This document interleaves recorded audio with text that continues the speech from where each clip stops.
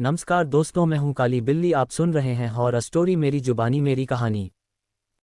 ये कहानी एक छोटे से गांव की है जहां लोग सादगी से अपना जीवन व्यतीत करते थे। गांव के किनारे एक पुराना कब्रिस्तान था जिसका इतिहास भी बहुत पुराना था। गांव वालों के अनुसार उस कब्रिस्तान में कई अनहोनी घटनाएं हो चुकी थीं, लेकिन कोई भी उस पर विश्वास नहीं करता था। एक दिन गांव में एक युवक राजू नामक आया जो बहुत साहसी और निडर था। उसने सुना था कि कब्रिस्तान के पास एक पुरानी हवेली खड़ी थी जिसे कोई भी रात के समय पास नहीं जाता था। राजू का दिल साहसिक कार्यों के लिए धड़कता था और उसने तय किया कि वह रात के समय कब्रिस्तान में जाएगा और वहां की सच्चाई का पता लगाएगा। राजू ने अपनी योजना बनाई और रात के करीब 12 बजे कब्रिस्तान की ओर बढ़ने लगा। रास्ते में उसे कुछ अजीब सा महसूस हो रहा था, जैसे हवा में एक गहरी सी सर्दी फैल रही हो और दूर कहीं से सर्दी से कांपते हुए आर्तनाद की आवाजें आ रही हों। राजू ने डर को नकारते हुए अपने कदम बढ़ाए और कब्रिस्तान के पास पहुंचा। वहां का दृश्य कुछ अलग था। कब्रिस्तान की दीवारें मानो टूटने वाली थीं और जंगली घास ने पूरे क्षेत्र को ढक लिया था। राजू ने कदम बढ़ाए और देखा कि कब्रिस्तान के एक कोने में एक पुरानी जर्जसी कब्र थी जिसके ऊपर से अजीब सी हल्की सी धुआं उठ रही थी। तभी अचानक कुछ अजीब हुआ। राजू ने जैसे ही उस पुरानी कब्र के पास कदम बढ़ाया, उसे एक ठंडी हवा का झोंका महसूस हुआ। उसकी रीढ़ की हड्डी में सिहरन दौड़ गई, लेकिन उसने हिम्मत नहीं हारी। उसने टॉर्च जलाकर चारों ओर देखा, लेकिन वहां कोई नहीं था। तभी एक धीमी पर गूंजती हुई आवाज उसके कानों में पड़ी। क्यों आए हो यहाँ? राजू ने घबराकर पीछे देखा, लेकिन वहां कोई नहीं था। उसने सोचा कि शायद यह उसका भ्रम होगा, लेकिन तभी अचानक कब्र के पास रखे सूखे पत्ते बिना हवा के ही सरसराने लगे। राजू का दिल जोर जोर से धड़कने लगा। अचानक कब्र की मिट्टी हल्की हल्की हिलने लगी, मानो कोई अंदर से बाहर आने की कोशिश कर रहा हो। राजू के पैरों तले जमीन खिसक गई। उसने जल्दी से वहां से भागने का फैसला किया, लेकिन जैसे ही वह मुड़ा, उसके सामने एक धुंधली परछाई खड़ी थी। वह परछाई धीरे धीरे और साफ होने लगी। अब राजू देख सकता था, एक लंबी काली आकृति बिना चेहरे के, जिसकी लाल चमकती आंखें उसे घूर रही थीं। राजू ने घबराकर एक कदम पीछे लिया, लेकिन तभी वह आकृति तेजी से उसकी ओर बढ़ी।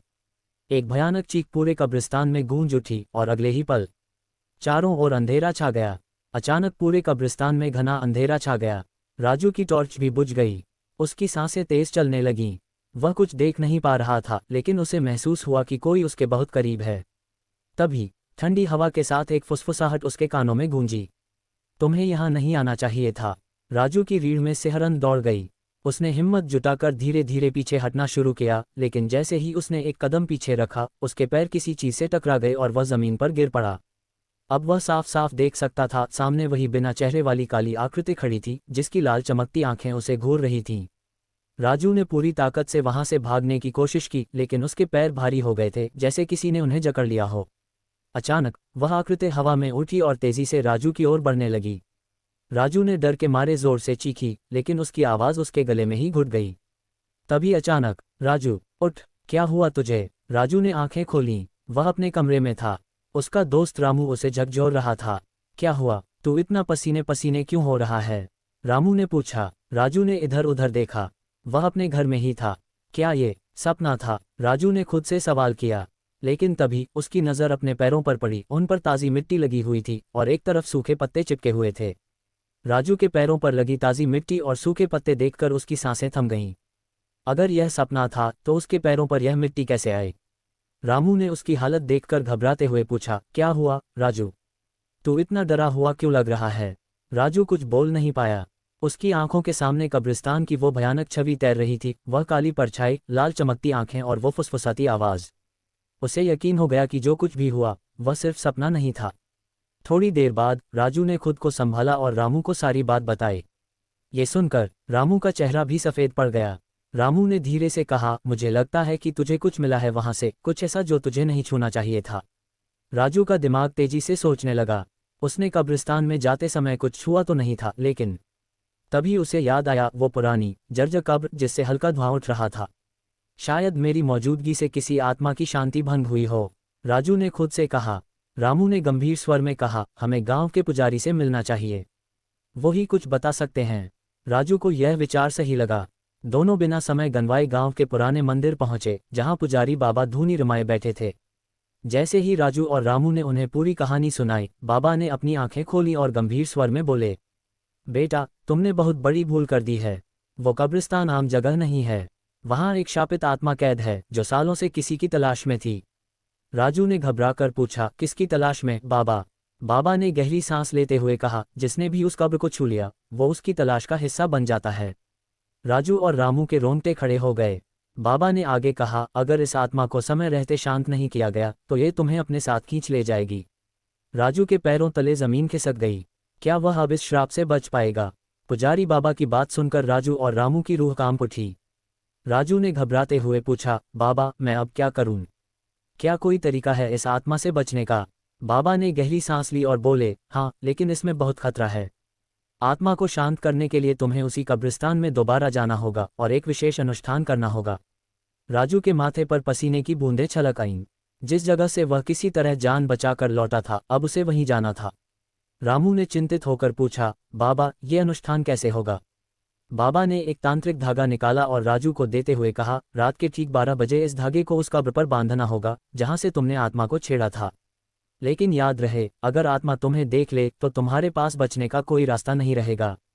ये सुनकर राजू का दिल जोर जोर से धड़कने लगा, लेकिन अब उसके पास कोई और रास्ता नहीं था। रात का समय, राजू और रामू बाबा के दिए हुए धागे को लेकर कब्रिस्तान पहुंचे। चारों ओर सन्नाटा पसरा था, हवा भी थमी हुई लग रही थी। दोनों धीरे धीरे कब्रिस्तान के अंदर बढ़ने लगे। जैसे ही वे उस पुरानी कब्र के पास पहुंचे, अचानक ठंडी हवा का झोंका आया और पेड़ों की शाखाएं जोर जोर से हिलने लगीं। राजू वापस चल, रामू ने घबराकर फुसफुसाया, लेकिन राजू ने हिम्मत जुटाकर धागा निकाल लिया और कब्र पर बांधने के लिए आगे बढ़ा। जैसे ही उसने धागा कब्र के पत्थर पर रखा, अचानक जमीन कांपने लगी। एक दिल दहला देने वाली चीख चारों ओर गूंज उठी, तू दोबारा आ गया, अब तुझे मैं छोड़ूंगा नहीं। राजू और रामू ने डर से पीछे देखा। वही काली परछाई कब्र से उठ रही थी, उसकी लाल जलती हुई आंखें गुस्से से चमक रही थीं। अब क्या होगा? क्या राजू आत्मा से बच पाएगा? राजू और रामू के सामने वह भयानक काली परछाई खड़ी थी जिसकी लाल आंखें जल रही थीं। जमीन हिलने लगी, कब्र की मिट्टी खुद ब खुद उखड़ने लगी और एक डरावनी गूंज पूरे कब्रिस्तान में फैल गई। तुमने मुझे छेड़ा, अब तुम बच नहीं सकते। राजू की सांसें थम गईं, लेकिन उसने हिम्मत नहीं हारी। उसने बाबा का दिया हुआ धागा कसकर पकड़ा और जल्दी से कब्र के पत्थर पर बांधने की कोशिश की। लेकिन तभी अचानक एक अदृश्य ताकत ने उसे हवा में उछाल दिया। राजू जमीन से कुछ फीट ऊपर उठ गया और जोर से पीछे गिर पड़ा। उसकी आंखों के सामने अंधेरा छाने लगा, कानों में एक भयानक शोर गूंजने लगा। रामू घबराकर चिल्लाया, राजू उठ, धागा बांध जल्दी। राजू पूरी ताकत लगाकर उठा, लेकिन अब वह परछाई और भी विशाल हो चुकी थी। वह उसके बेहद करीब आ गई थी। तभी राजू ने बाबा की दी हुई एक और चीज को याद किया, गंगाजल की छोटी सी बोतल। राजू ने कांपते हाथों से जेब से गंगाजल निकाला और पूरी ताकत से उस परछाई पर छिड़क दिया। आहे! भयानक चीखों से पूरा कब्रिस्तान गूंज उठा। परछाई दर्द से तड़पने लगी, उसकी आकृति कांपने लगी और वह धीरे धीरे गायब होने लगी। राजू ने तुरंत धागा उठाया और कांपते हाथों से कब्र के पत्थर पर बांध दिया। जैसे ही धागा बंधा, अचानक सब कुछ शांत हो गया। हवा थम गई, जमीन कांपना बंद हो गई और अंधेरा धीरे धीरे छंटने लगा। रामू ने राजू को सहारा देकर उठाया। दोनों ने एक दूसरे की ओर देखा, वे जिंदा थे। थके हारे दोनों मंदिर की ओर भागे। बाबा पहले से ही उनके इंतजार में थे। बाबा ने उनकी हालत देखकर मुस्कुराते हुए कहा, तुमने आत्मा को हमेशा के लिए मुक्त कर दिया। अब वह कभी किसी को परेशान नहीं करेगी। राजू और रामू ने राहत की सांस ली, लेकिन जब राजू ने अपनी जेब में हाथ डाला तो उसकी उंगलियों में कुछ अजीब महसूस हुआ। उसने बाहर निकाला वही काला जलता हुआ धागा जो उसने कब्र पर बांधा था। क्या आत्मा सच में मुक्त हुई थी, या वह अभी भी राजू के साथ थी? राजू की आंखें उस जले हुए काले धागे पर टिक गईं। ये तो वही धागा था जो उसने कब्र पर बांधा था, लेकिन यह उसकी जेब में कैसे आया? उसका दिल तेजी से धड़कने लगा। उसने घबराकर बाबा की ओर देखा और कांपती आवाज में कहा, बाबा ये धागा, ये तो कब्र पर बंधा था, फिर यह मेरी जेब में कैसे आया? बाबा का चेहरा गंभीर हो गया। उन्होंने धीरे से धागा लिया और उसे गौर से देखा। फिर उनकी आंखों में चिंता की लकीरें उभर आईं। बेटा, आत्मा तो मुक्त हो गई, लेकिन लगता है कि उसकी कुछ शक्ति अब भी तुम्हारे साथ रह गई है। राजू और रामू दोनों सन रह गए। इसका क्या मतलब है बाबा? राजू ने डरी हुई आवाज में पूछा। बाबा ने गहरी सांस ली और बोले, मतलब यह है कि आत्मा पूरी तरह से शांत नहीं हुई। उसकी बची खुची शक्ति तुम्हारे साथ चिपक गई है। अगर इसे समय रहते दूर नहीं किया गया तो ये शक्ति धीरे धीरे तुम्हें अपने काबू में कर सकती है। राजू के चेहरे का रंग उड़ गया। रामू ने तुरंत पूछा, तो इसका कोई समाधान है बाबा? बाबा ने कुछ सोचा और फिर बोले, हाँ, लेकिन इसके लिए तुम्हें एक आखिरी अनुष्ठान करना होगा। तुम्हें 7 दिनों तक गंगा जल से स्नान करना होगा और इस धागे को पीपल के पेड़ के नीचे दबाना होगा। साथ ही इस दौरान तुम्हें किसी भी हालत में रात को अकेले नहीं रहना चाहिए। राजू ने सिर हिलाया और बाबा के कहे अनुसार अनुष्ठान शुरू किया। उसने 7 दिनों तक गंगाजल से स्नान किया और 7वें दिन वह रामू के साथ पीपल के पेड़ के नीचे गया और धागे को मिट्टी में दबा दिया। जैसे ही उसने धागा दबाया, अचानक हवा तेज चलने लगी और पेड़ की शाखाएं जोर जोर से हिलने लगीं। ऐसा लगा जैसे कोई आखिरी बार तड़प रहा हो। फिर कुछ ही सेकंड बाद सब कुछ शांत हो गया। राजू ने राहत की सांस ली। उसे अब हल्का महसूस हो रहा था, जैसे कोई बड़ा बोझ उतर गया हो। बाबा की बात सच साबित हुई, आत्मा की बची खुची शक्ति भी अब हमेशा के लिए खत्म हो गई थी। अंत में कई महीने बीत गए। राजू अब सामान्य जीवन जीने लगा था, लेकिन एक रात जब वह अपने कमरे में अकेला था, उसे अचानक ठंडी हवा का एहसास हुआ। उसने इधर उधर देखा, लेकिन कुछ नहीं था। तभी खिड़की के कांच पर एक हल्की सी धुंधली आकृति उभरने लगी। मैं लौटूंगा। राजू की आंखें डर से फैल गईं। राजू के कमरे की खिड़की पर उभरे उन शब्दों को देखकर उसकी सांसें अटक गईं। मैं लौटूंगा। उसका पूरा शरीर ठंडा पड़ गया। क्या सच में आत्मा वापस आ रही थी, या ये सिर्फ उसका वहम था? राजू ने जल्दी से खिड़की के बाहर झांका, लेकिन वहां कुछ नहीं था। चारों ओर घना अंधेरा पसरा था और ठंडी हवा पेड़ों की शाखाओं को हिला रही थी। वह घबराकर पलटा और लाइट जला दी। कमरे में सब कुछ सामान्य था, लेकिन राजू का दिल तेजी से धड़क रहा था। उसने खुद को समझाने की कोशिश की कि यह सिर्फ उसका डर था। लेकिन तभी टिक टिक टिक घड़ी की सुइयां अजीब तरीके से चलने लगीं। रात के 12 बजने वाले थे और कमरा धीरे धीरे ठंडा होता जा रहा था। अचानक कमरे की लाइटें खुद ब खुद झपकने लगीं। दीवारों पर अजीब अजीब से साए बनने लगे, मानो कोई छायाएं हिल रही हों। राजू का शरीर डर से सुन्न पड़ गया। राजू। उसके कानों में एक जानी पहचानी मगर डरावनी फुसफुसाहट गूंजी। राजू ने डरते डरते पलट कर देखा। सामने वही काली परछाई खड़ी थी, लाल जलती आंखों के साथ। तूने सोचा था कि मुझसे छुटकारा पालेगा? राजू चीखना चाहता था, लेकिन आवाज गले में ही अटक गई। उसका शरीर जड़ हो गया। वह ना हिल सकता था, ना बोल सकता था। मैं लौट आया हूं। इस बार तुझे अपने साथ ही ले जाऊंगा। परछाई तेजी से राजू की ओर बढ़ी। कमरे की हर चीज कांपने लगी। खिड़कियां जोर जोर से बजने लगीं और घड़ी की सुइयां उल्टी घूमने लगीं। अचानक दरवाजा जोर से खुला और रामू अंदर भागते हुए आया। राजू, उठ, ये सब तेरे दिमाग का खेल है। राजू की आंखों से आंसू बहने लगे। वह अभी भी डर से कांप रहा था, लेकिन जैसे ही रामू ने उसे हिलाया, वह सचेत हुआ। परछाई गायब हो चुकी थी। कमरा एकदम सामान्य था। राजू हौंफते हुए बोला, रामू, मैंने उसे फिर देखा। वो वापस आ गया है। रामू ने उसके कंधे पर हाथ रखा और कहा, नहीं, ये बस तेरा डर है। बाबा ने कहा था कि आत्मा मुक्त हो चुकी है। तुझे इसे खुद से दूर करना होगा। राजू धीरे धीरे समझने लगा कि शायद ये सब उसके मन का भ्रम था। लेकिन क्या सच में? जब रामू ने खिड़की बंद करने के लिए उसे आगे बढ़ाया, तो उसकी नज़र फर्श पर पड़ी। वहां मिट्टी के निशान बने थे, ठीक वैसे ही जैसे कोई गीली मिट्टी से होकर आया हो। क्या आत्मा सच में लौट आई थी, या ये सिर्फ राजू के डर का असर था? राजू की नज़र उन मिट्टी के निशानों पर गई और उसका पूरा शरीर ठंडा पड़ गया। रामू भी ये देखकर सहम गया। अगर आत्मा मुक्त हो चुकी थी, तो ये निशान यहाँ कैसे आए? रामू ने धीमे स्वर में कहा। राजू की सांसें तेज हो गईं। उसने खिड़की के बाहर झांका, लेकिन अंधेरे में कुछ नजर नहीं आया। पर हवा में अब भी एक अजीब सी ठंडक थी, जैसे कोई आसपास ही खड़ा हो। तभी कमरे की लाइट अचानक जलने बुझने लगी। खिड़कियों पर जोर जोर से दस्तक होने लगी। राजू, अब कोई तुझे बचा नहीं सकता। वही डरावनी फुसफुसाहट कमरे में गूंज उठी। राजू घबराकर रामू के पीछे छिप गया। रामू, अब क्या करें? रामू भी डर गया था, लेकिन उसने हिम्मत जुटाई और बाबा को फोन लगाया। बाबा ने फोन उठाते ही गंभीर आवाज में कहा, राजू, तुरंत घर से बाहर निकलो।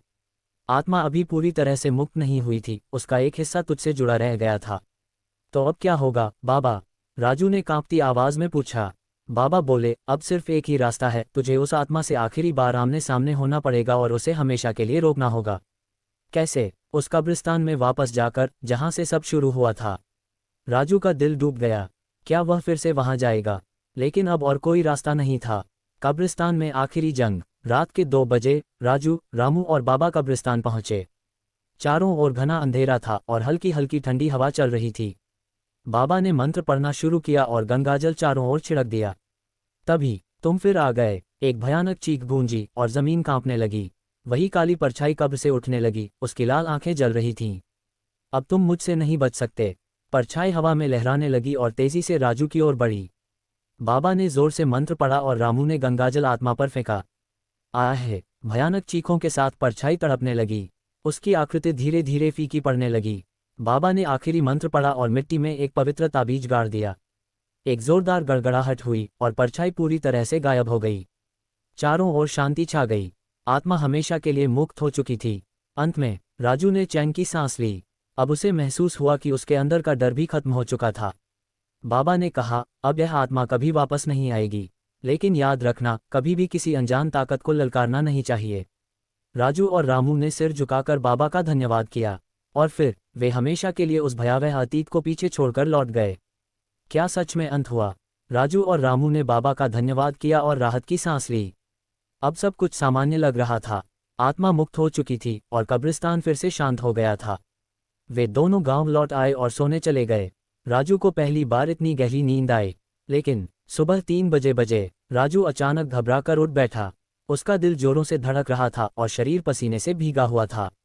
ये सब खत्म हो चुका है, फिर यह बेचैनी क्यों? उसने इधर उधर देखा। कमरा सामान्य था, खिड़कियां बंद थीं और कहीं कोई अजीब हरकत नहीं हो रही थी। उसने गहरी सांस ली और पानी पीने के लिए उठा, लेकिन जैसे ही उसने पानी का गिलास उठाया, उसकी नज़र अपने हाथों पर पड़ी। उसकी हथेलियों पर ताज़ी मिट्टी लगी हुई थी। राजू के रोंगटे खड़े हो गए। ये कैसे हो सकता है? मैं तो कब्रिस्तान गया ही नहीं। वह घबराकर बिस्तर से उठा और दरवाजे की ओर बढ़ा, लेकिन तभी दरवाजे के दूसरी तरफ से 3 जोरदार ठक ठक ठक की आवाज़ आई। राजू का पूरा शरीर सुन्न पड़ गया। वह कांपते हुए दरवाजे के पास गया और धीरे से खोलने ही वाला था कि बिजली चली गई। कमरे में घना अंधेरा छा गया और तभी पीछे से एक फुसफुसाती आवाज़ आई, मैंने कहा था ना, मैं लौटूंगा। असली अंत या सिर्फ एक नई शुरुआत? डर की नई शुरुआत। राजू का दिल जोर जोर से धड़कने लगा। अंधेरे कमरे में वह अकेला खड़ा था और पीछे से आई वह भयानक फुसफुसाहट उसे जड़ बना चुकी थी। नहीं, यह नहीं हो सकता, राजू कांपती आवाज़ में बोला। लेकिन तभी उसके कंधे पर किसी ने ठंडा हाथ रखा। राजू चीख पड़ा और तेजी से मुड़ा, लेकिन वहां कोई नहीं था। कमरे में सन्नाटा था, लेकिन हवा में एक अजीब सी गंध थी, जैसे किसी जली हुई चीज़ की। राजू ने धीरे धीरे अपनी कांपती उंगलियों से मोबाइल की टॉर्च ऑन की और दीवार की तरफ देखा। दीवार पर कीचड़ से एक अजीब सा निशान बना था, मानो किसी ने वहां अपने हाथ घसीटे हों। तभी खिड़की के कांच पर कुछ उभरा। यह अंत नहीं, सिर्फ शुरुआत है। राजू की चीख निकल गई। वह तेजी से कमरे से बाहर भागा और सीधा रामू के घर पहुंचा। रामू ने दरवाजा खोला तो देखा कि राजू की हालत बहुत खराब थी। उसका चेहरा सफ़ेद पड़ चुका था और शरीर कांप रहा था। क्या हुआ राजू? राजू हौंफते हुए बोला, वो वापस आ गया रामू। मैंने देखा उसे, वह अभी भी मेरे पीछे है। रामू भी घबरा गया, लेकिन उसने खुद को संभाला और तुरंत बाबा को फ़ोन लगाया। बाबा की आवाज़ में चिंता झलक रही थी। राजू, तुम अभी भी खतरे में हो। आत्मा पूरी तरह मुक्त नहीं हुई थी। उसकी कुछ शक्ति तुमसे जुड़ी रह गई है। अगर इसे अभी रोका नहीं गया तो वह तुम्हें अपने साथ खींच लेगी। राजू के पैरों तले ज़मीन खिसक गई। तो बाबा, अब क्या करें? रामू ने जल्दी से पूछा। बाबा बोले, तुम दोनों अभी तुरंत मंदिर आओ। इस बार हमें आखिरी और सबसे खतरनाक अनुष्ठान करना होगा। राजू और रामू बिना देर किए बाबा के मंदिर की ओर भागे। लेकिन उन्हें नहीं पता था कि इस बार उनका सामना सिर्फ एक आत्मा से नहीं, बल्कि उसके पीछे छिपी एक और भी बड़ी बला से होने वाला था। अभी समाप्त नहीं हुआ। अंतिम अनुष्ठान। राजू और रामू तेजी से बाबा के मंदिर की ओर भाग रहे थे। अंधेरी रात, सन्नाटा और हल्की ठंडी हवा पूरे माहौल को और डरावना बना रही थी। जैसे ही वे मंदिर पहुंचे, बाबा पहले से ही दीप जलाकर उनका इंतजार कर रहे थे। बाबा ने राजू की हालत देखी और गंभीर स्वर में बोले, बेटा, समय बहुत कम है। आत्मा की शक्ति अभी भी तुझसे जुड़ी हुई है। अगर इसे रोका नहीं गया तो ये तुझे पूरी तरह अपने वश में कर लेगी। राजू ने कांपते हुए पूछा, बाबा, अब क्या करना होगा? बाबा ने एक तांत्रिक चौकी तैयार की और राजू को उसमें बैठने के लिए कहा। अनुष्ठान शुरू हुआ। बाबा ने मंत्र पढ़ने शुरू किए। दीपक की लौ अचानक तेज हो गई और मंदिर के अंदर की हवा भारी महसूस होने लगी। तभी मंदिर के चारों ओर तेज हवाएं चलने लगीं। घंटियां अपने आप जोर जोर से बजने लगीं। राजू, तुझे लगता है कि तू मुझसे बच सकता है? वही डरावनी फुसफुसाहट पूरे मंदिर में गूंज उठी। राजू की आंखें फटी की फटी रह गईं। मंदिर की दीवारों पर काली परछाइयां घूमने लगीं। बाबा ने गंगाजल निकाला और चारों ओर छिड़क दिया। आत्मा, अपने रास्ते जा, अब तेरा कोई वश नहीं, बाबा ने जोर से कहा। लेकिन तभी राजू की आंखें अजीब तरीके से सफ़ेद हो गईं और उसका शरीर अकड़ने लगा। वह ज़मीन पर गिर पड़ा और दर्द से तड़पने लगा। मैं इसे नहीं छोड़ूंगा, आत्मा की गूंजती हुई आवाज़ आई। बाबा ने तुरंत तांत्रिक धागा निकाला और मंत्र पढ़ते हुए राजू के माथे पर भस्म लगाया। अचानक आया है, एक दिल दहला देने वाली चीख गूंजी और मंदिर के दीपक बुझ गए। चारों ओर अंधेरा छा गया। रामू और बाबा ने एक दूसरे की ओर देखा। फिर धीरे धीरे मंदिर की लौ वापस जलने लगी। राजू अब शांत पड़ा था। बाबा ने उसकी नब्ज देखी और राहत की सांस ली। आत्मा चली गई, हमेशा के लिए। अंत में कई दिन बीत गए। राजू अब पूरी तरह ठीक था। रामू ने उससे मजाक करते हुए कहा, अब फिर से कोई कब्रिस्तान जाने की मत बोलना। राजू मुस्कुराया और बोला, कभी नहीं। लेकिन जैसे ही उसने खिड़की की ओर देखा, वहां धुंधले कांच पर हल्के हल्के उभरते शब्द दिखाई दिए। क्या सच में? राजू का चेहरा सफेद पड़ गया। असली अंत या एक और शुरुआत? राजू की नज़र खिड़की के धुंधले कांच पर गई, जहां हल्के हल्के शब्द उभर रहे थे। क्या सच में? उसके हाथ पैर ठंडे पड़ गए। रामू ने जब ये देखा तो उसका भी खून जम गया। राजू, ये मजाक तो नहीं? रामू ने कांपती आवाज में पूछा। राजू ने धीरे से सिर हिलाया। उसकी आंखों में डर साफ झलक रहा था। तभी कमरे की लाइट हल्की हल्की झपकने लगी। हवा में एक अजीब सी ठंडक फैल गई। और फिर टिक टिक टिक, घड़ी की सुइयां उल्टी घूमने लगीं। राजू के दिल की धड़कन तेज हो गई। बाबा ने तो कहा था कि आत्मा मुक्त हो चुकी है, तो फिर यह सब क्या था? रहस्य और गहराता गया। रामू ने हिम्मत जुटाकर खिड़की के पास जाकर देखा। बाहर घना अंधेरा था, लेकिन ऐसा लगा जैसे कोई वहां खड़ा हो। बाबा को फोन करते हैं, राजू ने कांपते हुए कहा। लेकिन जैसे ही उसने फोन उठाया, स्क्रीन पूरी तरह से ब्लैंक हो गई। फोन की स्क्रीन पर सिर्फ एक चीज लिखी थी, अब कोई बाबा तुम्हें नहीं बचा सकता। एक नई बला। अचानक कमरे की खिड़की जोर से खुली और एक जोरदार हवा का झोंका अंदर आया। राजू और रामू जमीन पर गिर पड़े। तभी दरवाजे पर 3 जोरदार थक थक थक की आवाज आई। राजू और रामू एक दूसरे की ओर देखने लगे। फिर दरवाजा अपने आप धीरे धीरे खुलने लगा। कमरे के बाहर अंधेरा था, लेकिन उसमें से एक परछाई अंदर आ रही थी, लाल चमकती आंखों के साथ। तुमने मुझे हराने की कोशिश की थी ना, अब बारी मेरी है। भयानक आवाज पूरे कमरे में गूंज उठी। राजू और रामू की चीखें कमरे में ही दब गईं। क्या अब सच में कोई बचने का रास्ता है? भागने का कोई रास्ता नहीं।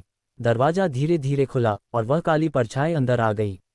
लाल जलती हुई आंखें, चेहरा धुंधला और हवा में जलती हुई मांस की गंध। राजू और रामू सुन्न पड़ गए। अब कोई तुम्हें नहीं बचा सकता। आवाज इतनी ठंडी और डरावनी थी कि दोनों के शरीर में झुर्रियां दौड़ गईं। राजू ने हिम्मत जुटाकर कांपती आवाज में कहा, कौन हो तुम? परछाई एक पल के लिए रुकी। फिर एक दिल दहला देने वाली हंसी गूंज उठी। तुम्हें लगा कि वह आत्मा सिर्फ एक थी। राजू और रामू की आंखें चौड़ी हो गईं। परछाई आगे बढ़ी और कमरे की दीवारें कांपने लगीं। घड़ी की सुइयां फिर से उल्टी दिशा में घूमने लगीं। तुमने एक आत्मा को मुक्त किया, लेकिन बदले में कई और जाग गईं। तभी खिड़की के शीशे पर कई हाथों के निशान उभर आए, मानो कोई बाहर से अंदर घुसने की कोशिश कर रहा हो। राजू और रामू पीछे हटने लगे, लेकिन दरवाजा अब खुद ब खुद बंद हो गया था। असली खेल अब शुरू हुआ था। अचानक बिजली चली गई। पूरा कमरा अंधेरे में डूब गया। राजू की सांसें तेज हो गईं। रामू की उंगलियां ठंडी पड़ चुकी थीं। और फिर दरवाजे के पीछे से किसी ने फुसफुसाकर कहा, अब बचकर दिखाओ। क्या अब कोई रास्ता बचा है, या यह उनकी आखिरी रात है? आखिरी रास्ता। कमरा घने अंधेरे में डूब चुका था। राजू और रामू दीवार के सहारे कांपते हुए खड़े थे। दरवाजे के पीछे से आती फुसफुसाहट अब और भी करीब लग रही थी। अब बचकर दिखाओ। तभी खिड़की के शीशे पर किसी ने जोर से दस्तक दी। धड़ धड़ धड़। राजू का दिल इतनी तेजी से धड़क रहा था कि उसे लगा अभी फट जाएगा। रामू ने थरथराते हाथों से मोबाइल की टॉर्च जलाने की कोशिश की, लेकिन स्क्रीन पूरी तरह ब्लैक हो गई। कोई रास्ता तो होगा, रामू ने कांपती आवाज में कहा।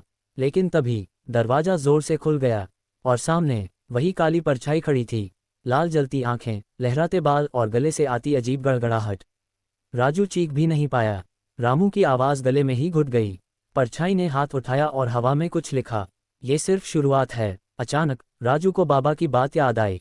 अगर कभी आत्मा फिर से तुम्हारे पास आए तो अपने मन को मजबूत रखना। डरोगे तो वह तुम्हें और कमजोर कर देगी। राजू ने आंखें बंद की और पूरी ताकत से चीखा, तू जो भी है, अब मुझे नहीं डरा सकता। परछाई अचानक कांपने लगी। राजू ने गंगाजल की बोतल उठाई, जो बाबा ने पहले दी थी, और पूरी ताकत से उस पर फेंक दी। आहे! परछाई जोर से चीखी और तड़पने लगी। कमरे की दीवारें फिर से कांपने लगीं, लेकिन इस बार ऐसा लगा जैसे कोई शक्ति वहां से भाग रही हो। फिर एक जोरदार गड़गड़ाहट हुई और अचानक सब कुछ शांत हो गया। कमरे की लाइट वापस जल गई। घड़ी की सुइयां फिर से सही दिशा में चलने लगीं। राजू और रामू ने एक दूसरे की ओर देखा। सब कुछ सामान्य था। क्या ये सच में खत्म हुआ था? राजू ने राहत की सांस ली और खिड़की के बाहर देखा। सामने अंधेरे में कुछ हल्का सा हिलता हुआ दिखा। लेकिन जब उसने ध्यान से देखा तो वहाँ कुछ नहीं था। शायद ये सच में खत्म हो गया था, समाप्त, या फिर कभी